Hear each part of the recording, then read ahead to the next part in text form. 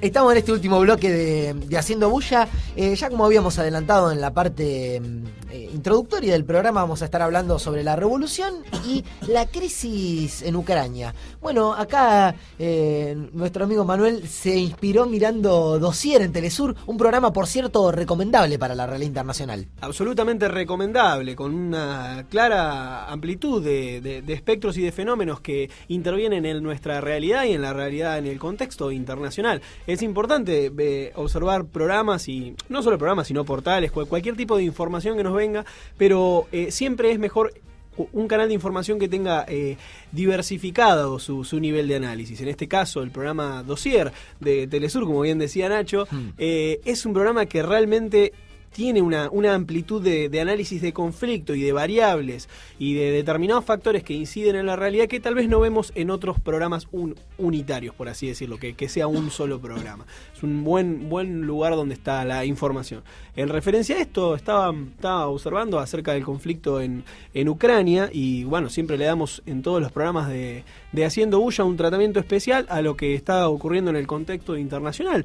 Lo más importante en términos de movimientos políticos, movimientos geopolíticos, por así decirlo, en Ucrania, vale la pena refrescarlo, ocurrió un golpe de Estado hace pocos meses atrás, donde se depuso al presidente constitucional y se instauró una especie de régimen pseudo-fascista, pseudo-democrático, una cosa así. Se anuló el parlamento, pero vendría a ser como democrático. Es medio raro, son de otras culturas, pero bueno, para nosotros sería un golpe de Estado, lisa y llanamente. En base a esto, haciendo una pequeña retrospectiva, ocurrió la escisión desde el territorio ucraniano de la península de Crimea, esta península que antes pertenecía a Rusia, que Rusia le cede a Ucrania y que ahora vuelve a territorio ruso después de un referéndum donde las autoridades y los ciudadanos de Crimea deciden por amplia mayoría dejar de pertenecer a Ucrania y pasar a pertenecer a la Federación Rusa, cosa que el Parlamento ruso acepta.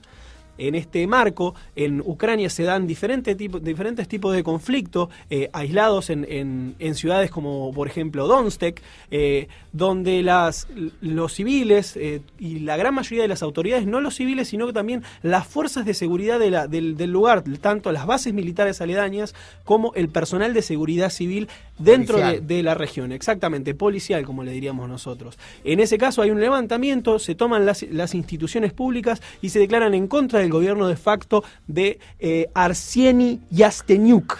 Exactamente. Casi que no me sale el nombre. Sí. Termino la síntesis. Eso fue lo que sucedió hasta la semana pasada, donde teníamos diferentes focos de conflicto, un gobierno de facto ucraniano que estaba pujando de sobremanera, estaba amenazando con intervenir militarmente las zonas, y los, por así decirlo, rebeldes no desalojaban, como nos decían subversivos en su momento, bueno, los rebeldes no desalojaban las diferentes instituciones públicas. Eso hasta la semana pasada es un reconto, un pequeño resumen de lo que había pasado. No sé si vos querías acotar algo. No, y qué es lo que está pasando hoy en Ucrania. La semana pasada, es cierto, estuvimos hablando de Donetsk, no sé cómo se pronuncia al fin y al cabo. Pero bueno, y también la importancia de con qué medios nos informamos y de dónde sacamos información sobre Ucrania. Bueno, uno de los medios que señalábamos era Telesur, y otro que también habíamos señalado el programa pasado es RT en español, Russia Today en español, rt.com, muy interesante, propone una visión alternativa de la política internacional, y bueno, y es aquí que tenemos un extracto de RT en español, ¿no? Donde afirma que el Departamento de Estado norteamericano aseguró haber encontrado una red de pruebas fotográficas por una supuesta presencia de tropas rusas en Ucrania del Este y la participación de Rusia directamente en el conflicto, ¿sí?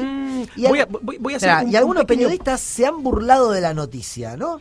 La verdad que hubo un malentendido por lo que dice Russia Today en una conferencia de prensa, ¿no? Donde un periodista se puso a discutir con el vocero del Departamento de Estado, y el periodista no quedó satisfecho con la respuesta principal de si realmente creía que solo por una foto. Entonces le repreguntó, ¿sí? Y sintetizó el concepto.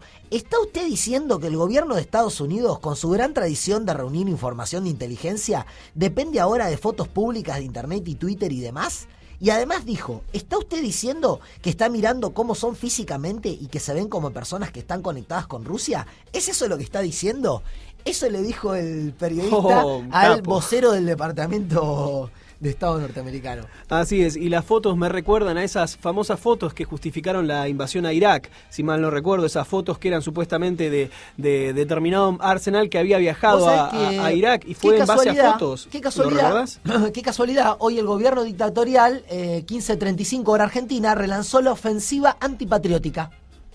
Qué casualidad, justo cuando el Departamento de Estado norteamericano había salido a señalar, a implantar pruebas. No sé por qué me parece que este mecanismo se reproduce en otras esferas en otras partes del mundo, ¿no? Definitivamente, y es interesante este tipo de análisis. El que vos haces muy bien diciendo las últimas declaraciones del vocero, la vocera, si mal no recuerdo, del Departamento de Estado norteamericano, una chica muy verborrágica, de respuesta muy rápida, muy inteligente, que se ha visto en un aprieto después de esta pregunta, pero lo interesante es relacionarlo a las declaraciones que tuvo hace unos días el primer ministro de facto, Arseniy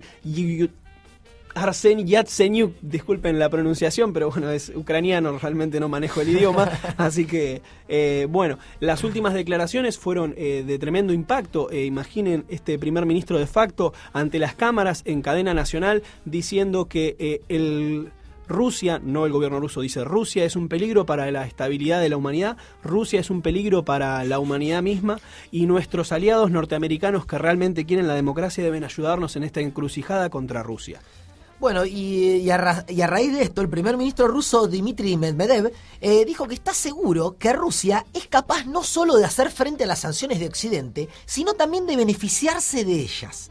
Medvedev dice que se trata de crear una capacidad de crear una nueva base para la economía nacional que se basaría en nuestra propia producción. En nuestras manos tenemos un conjunto de herramientas necesarias que nos permiten desarrollarnos de forma sostenible, incluso en tales condiciones severas, ¿sí? Además, es interesante cuál es la posición de China y cómo se desarrolla, ¿no?, el gigante asiático, porque Washington trató de presionar a Pekín y la instó a unirse a sanciones contra Rusia. Sin embargo, China considera tal presión indignante y se ha negado a imponer restricciones contra Moscú, según fuentes diplomáticas rusas, ¿sí?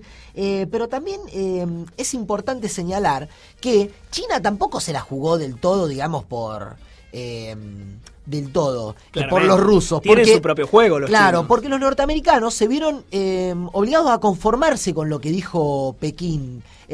Las autoridades chinas, aunque no critican públicamente las acciones de Rusia y sobre todo no son partidarias de acciones contra los ciudadanos rusos, hablan abiertamente de la necesidad de preservar la integridad territorial de Ucrania. Es decir, que no están a favor de la separación de Crimea, ¿sí? Pero porque ellos tienen un problema con Hong Kong y bueno, y con un montón de islitas por ahí. Exactamente, y también es dable destacar el hecho de que los rusos, el gobierno ruso está abiertamente y lo ha manifestado públicamente en contra de una nueva cesión, o sea, no está en los intereses geopolíticos del gobierno ruso anexar más territorio ucraniano hacia su federación, sino que está en garantizar justamente una disputa de poder que se da dentro de Ucrania para un gobierno pro norteamericano o un gobierno pro ruso. Es básicamente esa la disputa que se está dando justamente en Ucrania hoy, ¿no? Bueno, vamos a ver cómo sigue, vamos a seguirlo de cerca, pero vamos a ver con otras noticias que están relacionadas con Ucrania. Francisco recibirá al primer ministro de Ucrania en medio de la crisis política que vive el país, dice la fuente Stellam. El Papa recibirá el próximo sábado en el Vaticano al primer ministro de Ucrania, Arseniy Yatsenyuk, informaron hoy fuentes vaticanas. El mandatario llega a la audiencia con el pontífice argentino después de que éste realizara varios llamamientos para favorecer el diálogo entre todas las partes en el conflicto en ese país. Francisco dijo en Twitter: Ucrania está viviendo una situación delicada. Espero que todas las partes estén actuando para superar incomprensiones. También, bueno, sobre otra situación nacional, otra crisis que afecta a los... Bueno, terminemos con Ucrania entonces. No, es interesante justo y quería destacar cómo ha cambiado la figura en términos geopolíticos de la Iglesia Católica, más allá de que seamos creyentes o no creyentes, es un actor internacional, es un Estado del Vaticano, y en ese sentido cómo ha cambiado y ha vuelto a ser lo que en su momento era la Iglesia Católica como garante o como interventor o mediador en los conflictos internacionales. Lo hemos visto ya en 2 o 3 oportunidades. Bueno, y señalábamos también que cómo la realidad de Ucrania, la realidad nacional de Ucrania, cómo impacta en la política mundial. También otra situación donde los norteamericanos también están ejerciendo un intento de, bueno, que no pudieron por segunda vez en la historia del proceso bolivariano en Venezuela, derrocar al presidente. Fue en 2002 la primera oportunidad, la otra el año pasado y sigue de forma constante. Señalamos en este sentido similitudes con Ucrania, ¿no? Con el proceso ucraniano. Y también hablábamos de la posición ascendente cada vez más rápida de China en el tablero internacional, y una noticia que hay que destacar que tiene con este sentido, ¿no? De China, de, si bien no se la jugó del todo por Rusia, de tener una distancia cada vez más abierta con el gobierno norteamericano, un acuerdo de cooperación entre Venezuela y China de forma bilateral. Venezuela y China acordaron fortalecer los acuerdos de cooperación en áreas como producción energética, tecnológica, agrícola, infraestructura, además incrementar la confianza política entre ambas naciones. Eliyahu dijo: hemos abordado diversos aspectos de la cooperación bilateral como parte del legado del comandante Hugo Chávez en materia de cooperación energética, agrícola, industrial, científica, tecnológica. Bueno, y en ese momento estuvo reunido con el par chino, Wang Yi, ¿no? Donde estuvieron analizando cómo va a ser de acá en adelante la relación bilateral, de gran importancia en el terreno político internacional. China y Venezuela somos amigos y socios. Comprenderemos y apoyamos el socialismo del siglo XXI emprendido por Chávez, subrayó Xi. Como país amigo, China se encuentra atenta a la evolución de la situación de Venezuela y apoyamos los esfuerzos por explorar activamente un camino de desarrollo acorde con sus convicciones nacionales en pos del crecimiento económico y social. Vamos a celebrar la próxima conferencia ministerial China-CELAC en Beijing.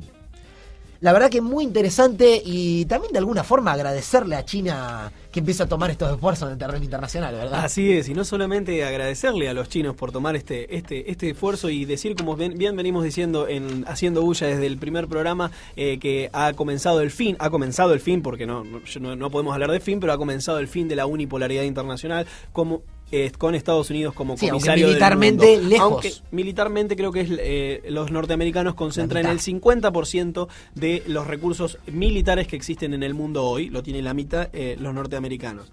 En ese sentido también es un dato de relevancia. Pero quería destacar esto, destacar que en una coyuntura, en un momento donde tenemos a la vocera de la Secretaría de Estado, como bien dijo Nacho, mostrando una foto de Ucrania, haciéndole el juego a los rusos, imponiéndole determinadas conductas a China y China negándose, y China viniendo a América Latina al bastión, por así decirlo, sacando a Cuba de lado, el bastión justamente de oposición que tienen los norteamericanos, la piedra en el zapato, llamémosla, que tienen los norteamericanos, y viene a reivindicar primero a Chávez, a reivindicar el proceso bolivariano y a decir que debe existir una cooperación. Estamos viviendo tiempos de convulsión y de mucho movimiento de piecitas en el tablero internacional. Así es, y bueno, y estábamos hablando del proceso bolivariano. En este sentido, el gobierno de Venezuela va a accionar la segunda fase de la ofensiva económica, dice Telesur. El gobierno bolivariano de Venezuela accionará desde este martes 22 de abril la segunda fase de la ofensiva económica en todo el territorio nacional, un proyecto que tiene 3 objetivos fundamentales. El primero, el impulso a la producción; segundo, al abastecimiento; y tercero, a la defensa de los precios justos. Bueno, un tema que se viene desarrollando en todo el continente, parece. Se viene desarrollando porque parece que de la misma forma que hoy parece Vox Populi el hecho de que los medios de comunicación no hacen información objetiva, sino que son simples o elaboradas o no opiniones de la realidad, diferentes apreciaciones de los sujetos que están del otro lado del micrófono, también estamos viendo justamente esto en este tema en particular. Interesante las palabras de Nicolás Maduro a la hora de hacer este anuncio, donde planteó: llamo a romper con la mentalidad parásita que solo se pega en la renta petrolera para chuparla y saquear al país. Una nueva cultura del trabajo, del ahorro, de prosperidad es lo que tenemos que construir.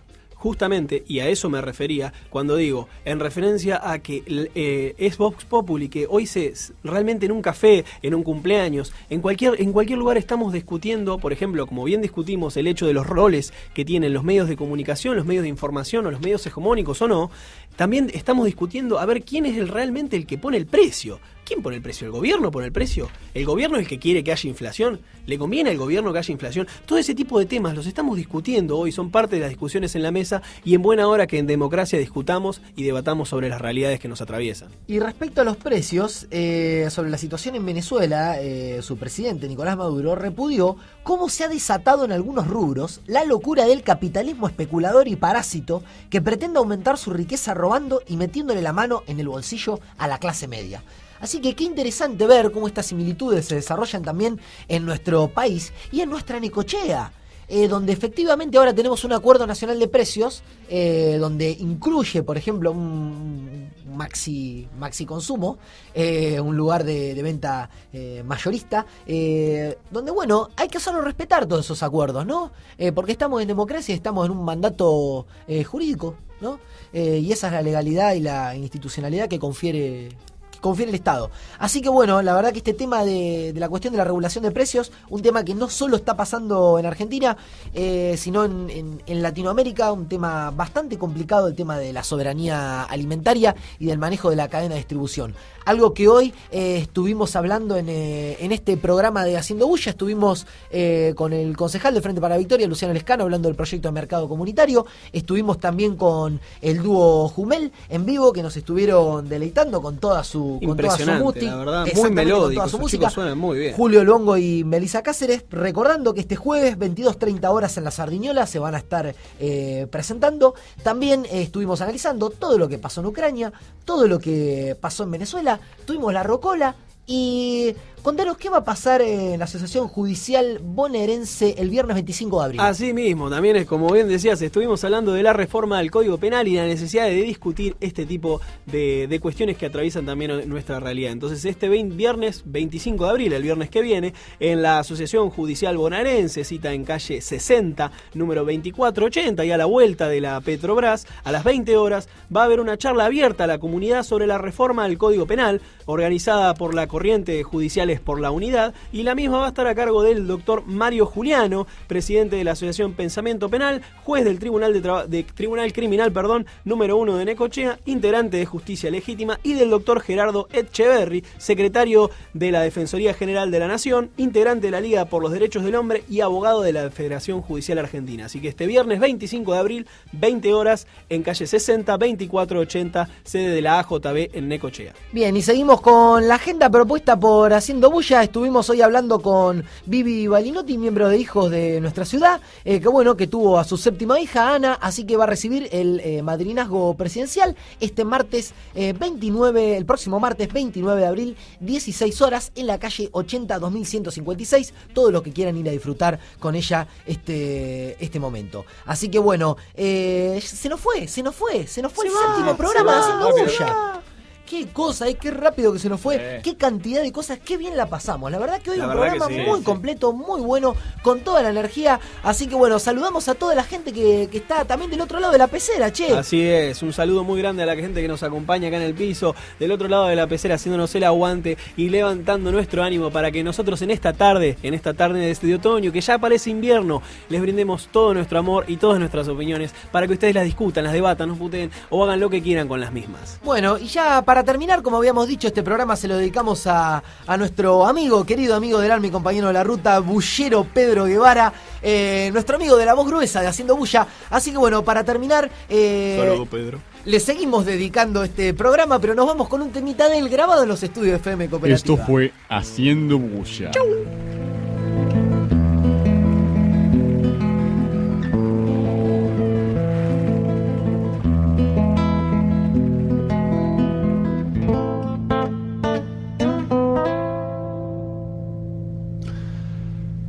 Nadie me llevó a las termas, siempre me quedé en la estancia. Pero sí vi papeles, todo con lindas estampas, los patrones la conocen. Dicen que es una patriada, hay piletas calentitas, con agua dulce y salada, orgullosos sé que están. Y cada tanto ellos de viaja, orgullosos sé que están. Y cada tanto ellos de viajan, me agradecen los pesitos que he puesto en esas comarcas.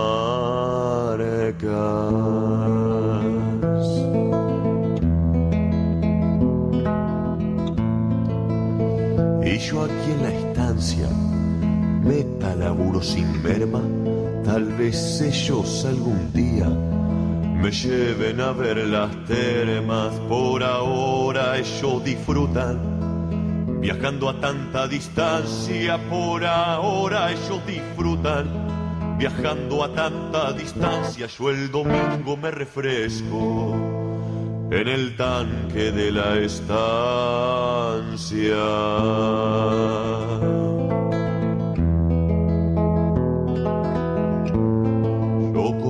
Mucho sacrificio me voy ganando el sustento y mes a mes les aporto a ese gran emprendimiento pa'l disfrute de los otros, locales y visitantes, pa'l disfrute de los otros, locales y visitantes que van en chatas y aviones a esas termas impactantes.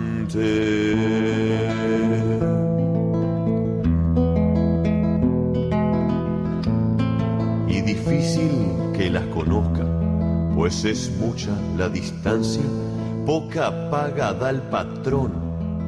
Siempre que no le alcanza, los del gremio me dijeron que justo lo que me pagan, los del gremio me dijeron que justo lo que me pagan, que no vaya a protestar, porque me quedo sin nada.